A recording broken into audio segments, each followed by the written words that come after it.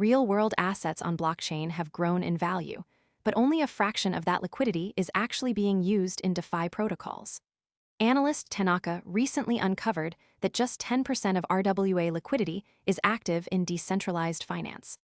This means that while tokenized gold, commodities, and equities have reached a combined on-chain value of nearly $7 billion, only $184 million of that is actually being transacted within DeFi platforms. The same pattern repeats with tokenized equities, $2 billion in assets, but only $78 million is circulating in DeFi.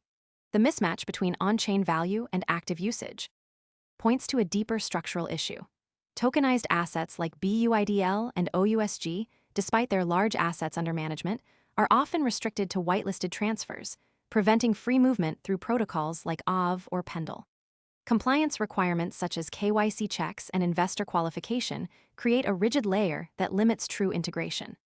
These restrictions are not accidental, they are often by design, as companies prioritize regulatory alignment and secure collateral over the flexibility of decentralization. As a result, RWAs remain partially in crypto, partially in traditional finance, and largely inaccessible to the open DeFi ecosystem. This creates a most people arrive after the move is obvious and the easy upside is gone. We focus on serious crypto education and high-quality signals before the crowd rushes in, so you can understand the setup earlier and move sooner. If you want that edge, visit the link below now. Paradox: RWAs are supposed to bridge the gap between traditional and crypto markets, but instead they're reinforcing the divide. The expectation was that RWAs would serve as collateral in DeFi, enabling new kinds of lending and borrowing. But the reality is that compliance-heavy tokenized assets are not behaving like traditional DeFi collateral. Instead, they're locked in a hybrid state where they can be moved on-chain but not freely used in protocols. This is a critical insight for market participants who assumed RWAs would naturally fuel DeFi growth. The data suggests otherwise. Some platforms are now exploring solutions to integrate RWAs more seamlessly into DeFi. However, the challenge remains in balancing compliance with decentralization. For now, the on-chain value of RWAs is growing, but the liquidity is not. The next signal to watch is whether compliance-friendly protocols can evolve to support broader DeFi participation without compromising regulatory requirements. If they can, we may see a shift in how RWAs are used. If not, the gap between value and liquidity will persist, and RWAs may remain a niche asset class within crypto. The stakes here are high. RWAs represent a bridge between traditional finance and the crypto ecosystem.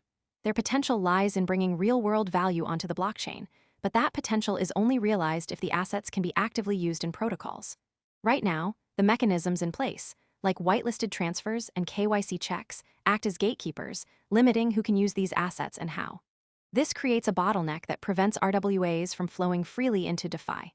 It also raises questions about the future of tokenization. Will we see platforms that can satisfy both regulatory and decentralized finance requirements? Or will RWAs remain siloed in a compliance-heavy environment, accessible? Most people arrive after the move is obvious and the easy upside is gone. We focus on serious crypto education and high-quality signals before the crowd rushes in, so you can understand the setup earlier and move sooner. If you want that edge, visit the link below now. Only to a narrow group of participants? The next few months will be crucial in determining whether RWAs can truly become a part of the DeFi ecosystem, or if they'll remain on the sidelines, valued but not utilized. The key is finding a way to maintain compliance while still allowing for open, programmable money flows. If that can be achieved, RWAs could become a major driver of DeFi growth. Until then, the promise of RWAs remains largely unrealized, with most of their value sitting idle rather than being put to work in the decentralized financial system.